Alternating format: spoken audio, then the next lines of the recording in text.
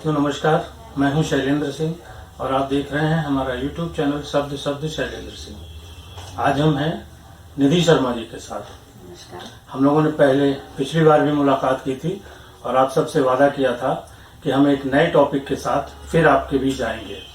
तो आज हम हैं एक नए टॉपिक के साथ जिसमें हम निधि जी से बात करेंगे कि इंटरव्यू अगर करने आप जा रहे हैं, आपका इंटरव्यू हो रहा है, तो क्या क्या तैयारियां आपको करनी चाहिए इंटरव्यू के पहले और इंटरव्यू के समय। साथ ही साथ इंटरव्यू और इंटरव्यू के बीच का जो समय है, जो आप एक तरीके से तनाव होता है अभ्यर्थी को कि कल हमारा इंटरव्यू है, तो उसको कैसे संभाले।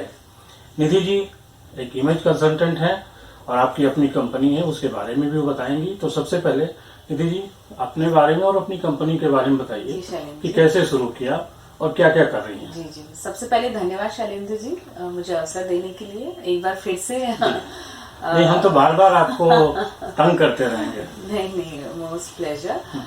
मैं थोड़ा अपनी कंपनी के बारे में फिर से बताऊंगी शैलेंद्र जी। मेरी कंपनी का नाम है crafting image by NS. Let's find the best in use. तो हमारा मोटिव ही यही है कि स्टूडेंट हो, प्रोफेशनल है, होम मेकर है, कॉर्पोरेट्स हैं, जो अपनी डे टू डे लाइफ में, पर्सनल लाइफ में या प्रोफेशनल लाइफ में वो जो उम्मीद करते हैं कि उनको जिस लेवल पे होना चाहिए या किस तरह के गोल्स हैं उनके या किस तरह के ड्रीम्स हैं बच्चों के, वो कैसे पूरे करें। सपने सब देखते हैं, बट उनको साकार करने का सही तरीका क्या है। बहुत टैलेंटेड बच्चे हैं या कॉर्पोरेट्स में बहुत सारे लोग ऐसे हैं जो उसी पोजीशन पे, उसी डेजिग्नेशन पे सालों से हैं, बट उनको समझ में नहीं आता है कि क्या करें, कि क्या चीजों पे ध्यान रखना चाहिए कि उनके अंदर वो लीडरशिप क्वालिटीज डेवलप हो।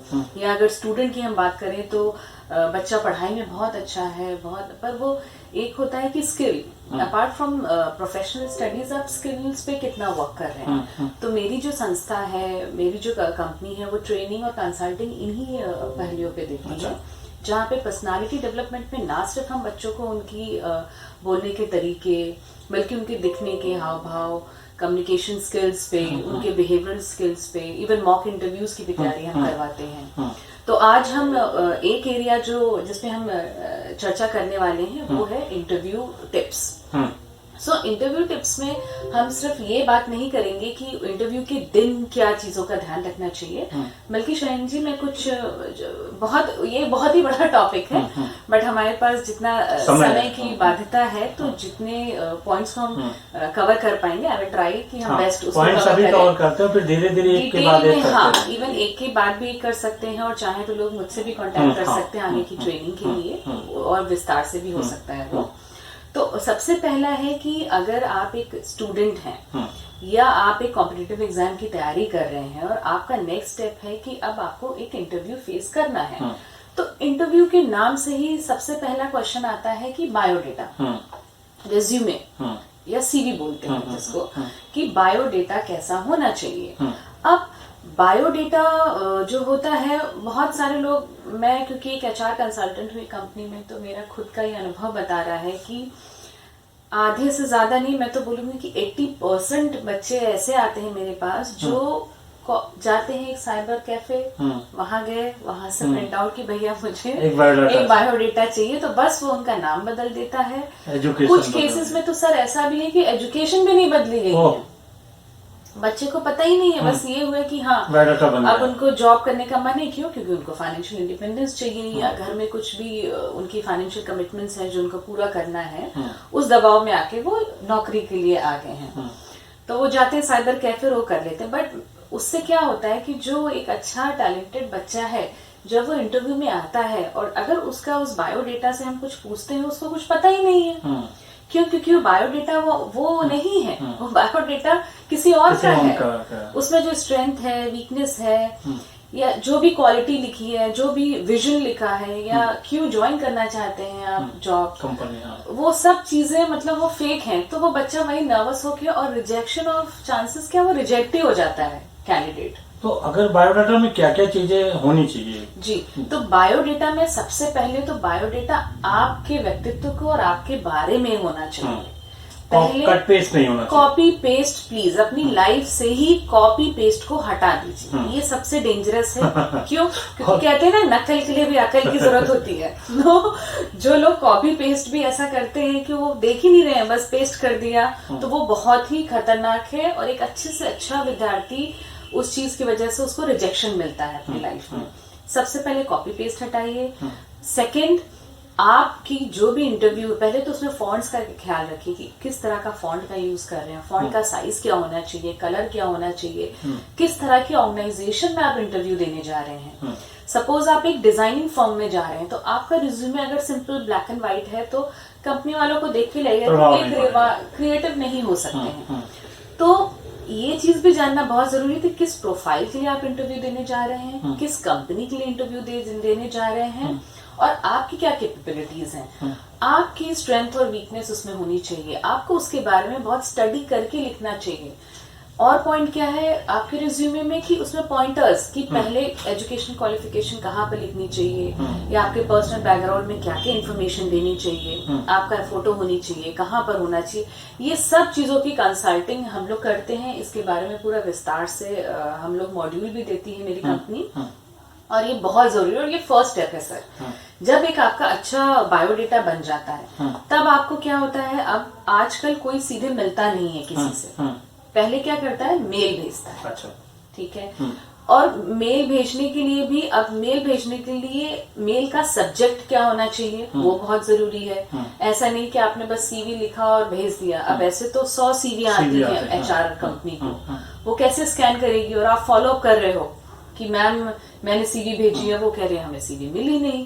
क्यों? क्योंकि आपने अपना नाम क्लैरिटी, मतलब एकदम साधारण शब्दों में अपना नाम, रिज्यूमे, किस पोस्ट के लिए आपने अप्लाई किया है, वो सब्जेक्ट में ही आ जाना चाहिए। अच्छा। ताकि आपका सब्जेक्ट से ही फिल्टर करने में आसानी होती है। अभी एक जॉब के लिए कम से कम 20-25 कैंडिडेट अप्लाई करते हैं, तो अगर आपका रिज्यूमे ही नहीं पहुंच पाएगा सही समय पे, तो आपके चांसेस इंटरव्यू में अपेयर होने के पहले ही खत्म हो जाते हैं। तो पहला स्टेप हुआ रिज्यूमे बनाना, फिर प्रॉपर तरह से मेल लिखना, फिर तीसरा जब आप मेल लिखते हैं उसके बाद जब आप एचआर हेड या आप उनसे फॉलो अप ले रहे हैं, तो आप किस तरह से वार्तालाप कर रहे हैं, बात कैसे कर रहे हैं। जो टेलीफोनिक बातचीत है उसका बहुत प्रभाव पड़ता है। क्यों? क्योंकि आप अभी मिले तो नहीं है, हम अभी तक मिले नहीं है कंपनी से, बट हमारी बात चल रही है। तो जब आप किसी से बात करते हैं तो आपका जो मूड है, व्यवहार है, टोन एक होती है। जैसे एक बात करने का शब्दों के अलावा टोन भी होती है कि अगर आप किसी से बोल रहे हैं गुड मॉर्निंग मैम, और आप बोल रहे हैं good morning ma'am, so it creates a difference, बहुत बड़ा डिफरेंस होता है। तो जो आपके शब्द की जो टोनैलिटी है उस पे आपको काम करना चाहिए। अच्छा, कई बार कुछ लोग बनावटी बोलने लगते हैं, उसमें गड़बड़ होता है। हाँ, उसमें गड़बड़ ये होता है सर कि वो फिर जब उनसे कुछ ऐसा अलग क्वेश्चन पूछ लिया जाता है तो वहीं रुक जाते हैं। तो मैं बोलूंगी कि अगर आप रिहर्सल उतनी ही की, हाँ, अगर आप हिंदी भाषी हैं तो प्लीज आप हिंदी में ही बात करें। एक जो अच्छी कंपनी है वो कभी भी अनटिल अनलेस आपका काम में वो डिमांड है कि आपको इंग्लिश आनी चाहिए, तो वो अलग बात है। लेकिन अगर आपके काम, अगर सपोज आप आईटी में हैं या आप डिजाइनिंग में हैं या इवन सेल्स मार्केटिंग में, अगर आप डोमेस्टिक सेल्स मार्केटिंग में हैं, तो कहीं ये नहीं लिखा है कि आपको इंग्लिश आनी चाहिए अनटिल अनलेस वो जॉब की रिक्वायरमेंट हो। मतलब लैंग्वेज कहीं पे लैंग्वेज बैरियर तब आता है जब जॉब की स्पेसिफिक रिक्वायरमेंट है कि आपको काम के लिए भाई इंटरनेशनल क्लाइंट से बात करनी है, तब तो आपको आना ही चाहिए। या आपको ट्रांसलेशन करना है तो हाँ, बट लेकिन अगर आपकी रिक्वायरमेंट ही नहीं है जॉब की, आप सेल्स के लिए फिर भी आप 4 लाइन सोच रहे हो कि आप इंग्लिश में बोलोगे तो सामने वाला प्रभावित हो जाएगा, तो it is a total wrong है। ये लोगों के मन में एक गलत धारणा है। भाषा, अगर आप सही भाषा, सही टोन में और अच्छे शब्दों का प्रयोग कर रहे हैं तो सामने वाला उतना ही प्रभावित होगा, ना कि इंग्लिश भाषा जो कि आप 2 सेंटेंस बोलने के बाद रुक जाएंगे। तो उस भाषा में बात करें जिसमें आपकी कमांड हो, जिसमें आपकी कमांड हो और जिसके बारे में आप अच्छे से फ्लुएंसी से बात कर पाए। और आप शब्दों का चयन पे भी ध्यान रखें कि किस तरह का शब्द। अब अगर कोई भी आपसे फोन पे बात कर रहा है तो आप हमेशा रिस्पेक्ट रिस्पेक्टफुली बात करें। हो सकता है कि कंपनी का हेड ही आपको फोन कर रहा हो, ना कि जूनियर आदमी, और आप कहें कि नहीं मैं ऐसा इंटरव्यू पे अभी नहीं। मतलब आपको हमेशा अपना वो जो मेंटेन रखना चाहिए डेकोरम, जिस तरह से रिस्पेक्टफुली आप बात कर रहे हो, चाहे जूनियर से बात करें या सीनियर से बात करें, वर्क प्लेस या पर्सनल लाइफ दोनों जगह ही इसका बहुत बड़ा इंपॉर्टेंस है। सो आपने सोचिए रेज्यूमे बना लिया, मेल भेज दिया, आपने अच्छे से बातचीत करके आपका इंटरव्यू की डेट आपको फिक्स हो गई कि इतने बजे मेरा मंडे को सुबह 11 बजे इंटरव्यू हमारा फिक्स हो गया। अब सबसे बड़ा क्वेश्चन आता है कि भाई 11 बजे सब फिक्स हो गया, आप बहुत टैलेंटेड हैं, आप बहुत पढ़े लिखे हैं, सब कुछ है, लेकिन आपने कभी इंटरव्यू दिया नहीं है, तो अब आप क्या करें? तो उस प्रॉब्लम से उभरने के लिए मेरी जो ऑर्गेनाइजेशन है, हम लोग मॉक इंटरव्यूज भी ऑर्गेनाइज करते हैं। इसके बारे में हम कभी फिर विस्तार से भी बात कर सकते हैं कि कैसे करते हैं वो हम लोग वो सेशन। सो आप मॉक इंटरव्यू खुद भी प्रैक्टिस कर सकते हैं और हमारे पास भी आ सकते हैं, हम भी उसके बारे में जानकारी देके आपको और कॉन्फिडेंस डेवलप कर सकते हैं उसके बारे में। तो जो इंटरव्यू के, और अगर आपके पास इतना समय नहीं है और आपको लगता है कि हाँ आप ऑनलाइन किसी तरह से आपने प्रिपेयर कर लिया है, तो हमेशा इंटरव्यू का अगर 11 बजे का समय है तो आप 15 मिनट पहले ही टारगेट करके जाएं।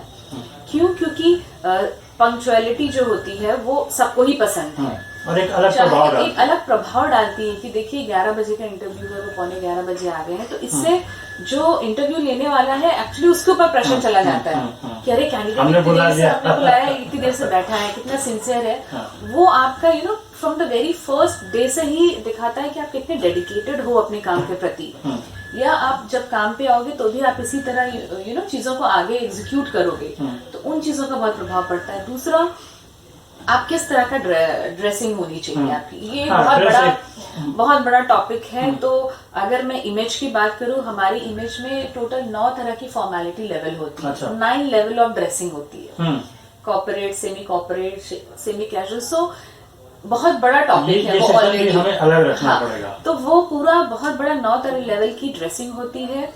अब ये आता है कि आपको एक्चुअली वो कैसे डिसाइड होता है, this will take a call कि आप किस तरह के लेवल के लिए, किस ऑर्गेनाइजेशन में और किस तरह की पोजीशन के लिए आप अप्लाई करने जा रहे हैं। क्योंकि कैंडिडेट को ना तो अंडर ड्रेस्ड होना चाहिए, ना ओवर ड्रेस्ड। कभी कभार क्या है, आप एक बेसिक टेलीकॉलर की जॉब के लिए जा रहे हैं और आप बहुत ही ज्यादा सूट बूट आपने एकदम ड्रेसिंग लेवल सुपर सीनियर की कर ली है, तो उससे भी एक अलग तरह का इम्पैक्ट पड़ता है। तो उससे ऐसा लगता है कि शायद कैंडिडेट ओवर के मतलब इस लेवल के लिए नहीं है, तो उसमें भी रिजेक्शन के चांसेस हैं। इट्स नॉट दैट कि आप बहुत ही ज्यादा पढ़ा लिखा, ज्यादा टैलेंट, मतलब ये इसको और अच्छी जॉब ढूंढनी चाहिए, ये बहुत ही उसके लिए छोटा लेवल है।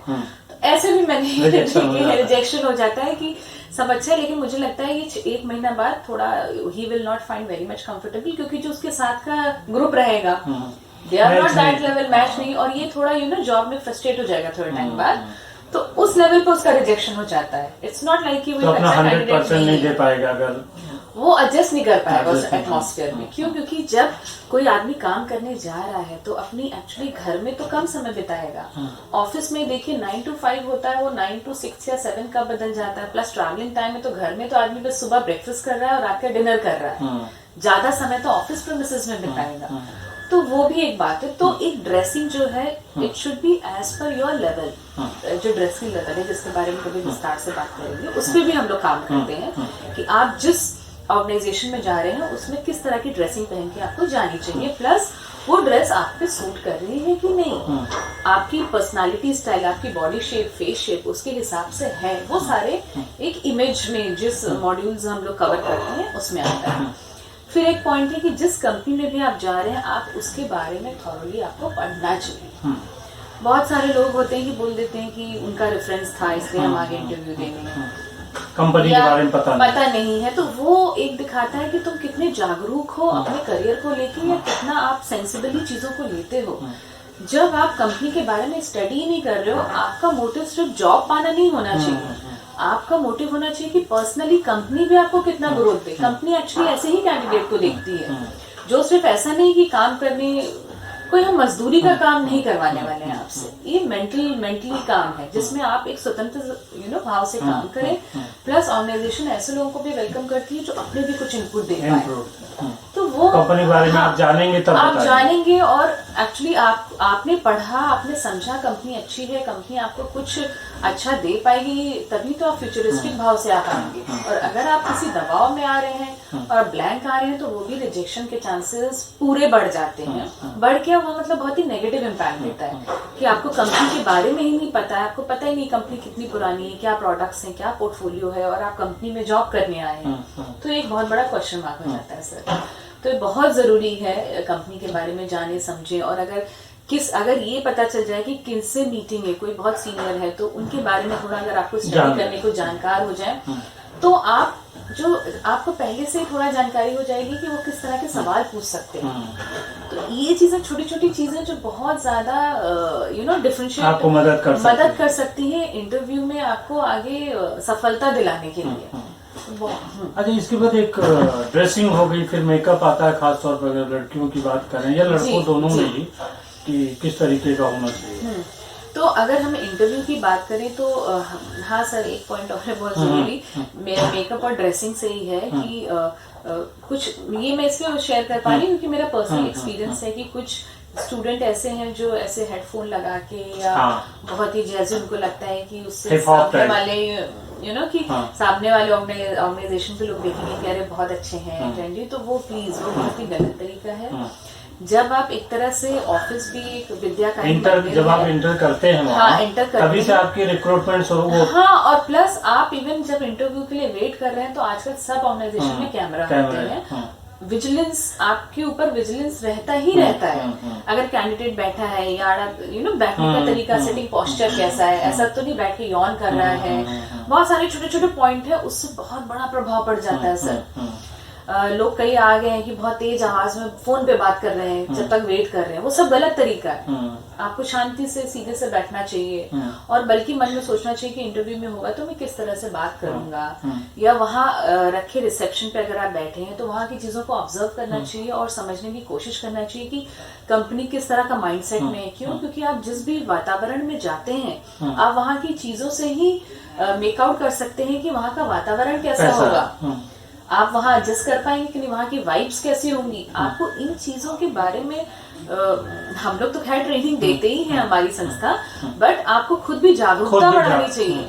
क्यों? क्योंकि जॉब सिर्फ ऐसा तो नहीं है हम 1 महीने की वाली जॉब ढूंढ रहे हैं। ऐसी जॉब अगर आप ढूंढ रहे हैं तो गलत है। तो आपको हमेशा ऐसा होना चाहिए कि कम मिनिमम 2 साल तो कहीं ना कहीं काम करना चाहिए, तभी आप सिस्टम इन एंड आउट समझ पाते हो कहीं का। और अपना आउटपुट दे पाओगे और आपके अंदर कुछ परिवर्तन आएंगे। वरना जॉब तो कुरियर की भी जॉब होती है, आप कुरियर वाली जॉब भी कर सकते हो। और रही बात सर जो आप मेकअप की बात कर रहे थे, तो मेकअप की बात ये है कि लड़कियां जब जाती हैं या लड़के जाते हैं तो मेकअप बहुत ही न्यूट्रल मेकअप होना चाहिए। बहुत ही बोल्ड मेकअप तो किसी भी कॉर्पोरेट में नहीं होना चाहिए कि शेड पैलेट या लिपस्टिक्स यूज होनी चाहिए, वो आपके मैच है कि नहीं बॉडी स्किन टोन से, उन चीजों का ध्यान रखना चाहिए। रही बात लड़कों की, तो लड़कों को थोड़ा ग्रूमिंग करके जाना चाहिए, प्रॉपर उस दिन अच्छे से हेयर स्टाइल वगैरह, थोड़ा ट्रिमिंग, हेयर कट करके, शेव प्रॉपरली शेव करके, ट्रिम करके, प्लस एक अच्छा बॉडी ऑर्डर मेंटेन करना चाहिए, वो बहुत जरूरी है।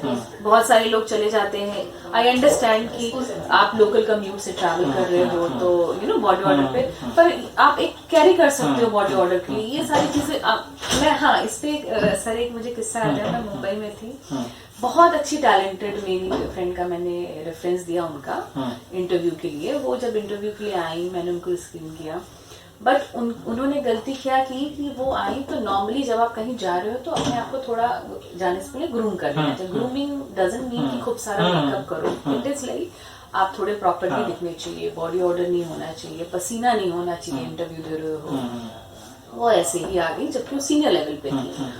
आ गई तो मेरे जो सुपर सीनियर थे उन्होंने तो बस 1 ही मिनट उनसे मिले और बाहर आ गए। ही वाज लाइक निधि हमारा जैसे portfolio she will not be able to present the company, because उनको अगर इतना ही नहीं पता है कि इंटरव्यू में कैसे प्रेजेंट होना है तो वो आगे कंपनी को कैसे प्रेजेंट करेंगे, मैं कैसे उनको अपने कस्टमर के आगे भेज दूं मीटिंग के लिए, वो ऐसे ही चले गए। सो आई एम रियली सॉरी मतलब उन्होंने आगे सवाल ही नहीं किए उनसे। तो सोचिए सर ये कितना मुझे important पहली है। मुलाकात में ही जो है मुलाकात मतलब वो क्षणिक हो गई कि उनको रिजेक्शन ही हो गया, उनसे पूछा नहीं गया कि आपकी क्वालिफिकेशन क्या है या एक्सपीरियंस क्या है, कितनी टीम हैंडल करते हो, कुछ भी नहीं। वो इंटरव्यू वहीं पे खत्म हो गया। तो ये चीजें बहुत जरूरी है सर। और मेरा तो पर्सनल मानना यही है कि मैं ये नहीं बोल रही हूँ कि आप उस पर इन्वेस्ट करना स्टार्ट करो। आप स्टूडेंट हो, आपका अपना उस पर बजट होगा, पेरेंट्स से आप पैसे लेते हैं, तो उन चीजों के लिए आपको थोड़ा केयर करना बहुत जरूरी है और ये डे टू डे रूटीन में आना चाहिए सर। अच्छा, ये तो हो गई प्रोफेशनल्स की।